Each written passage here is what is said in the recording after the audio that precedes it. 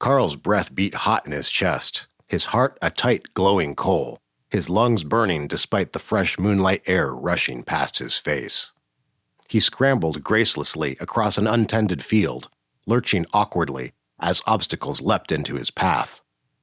A discarded piece of wood could easily mean a sprained ankle, an unluckily placed rabbit hole, a broken leg. Must stay alert, can't miss anything. The unfamiliarity of the field and the nighttime stillness deranged his senses beyond any reasonable frame of mind.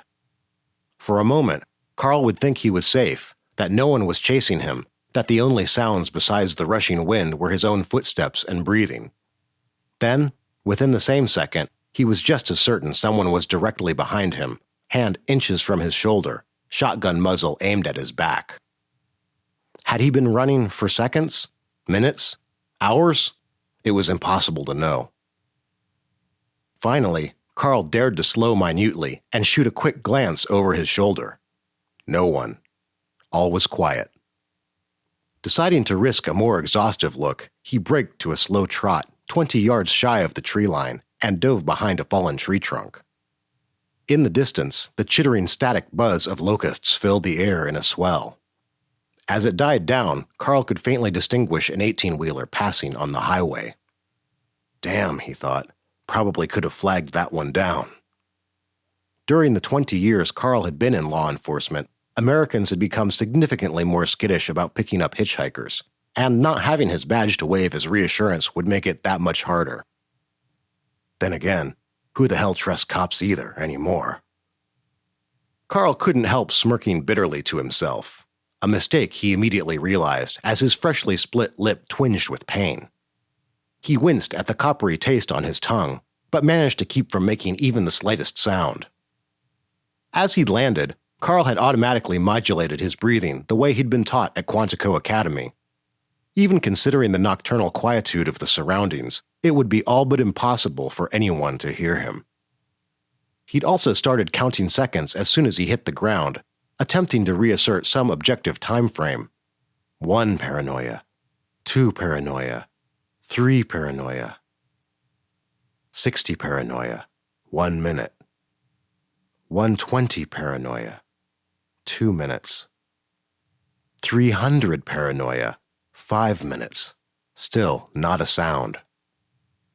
Tentatively, Carl raised his head above the log and surveyed his surroundings, taking special care to note anything that might indicate the glint of moonlight reflecting off a metal gun barrel or glass scope. Nothing. Carl counted off another 5 minutes, during which he heard only wind, insects, his pulse pounding in his ears, and his own measured breaths. As he hit 600, he gingerly rose to his feet and stepped toward the road.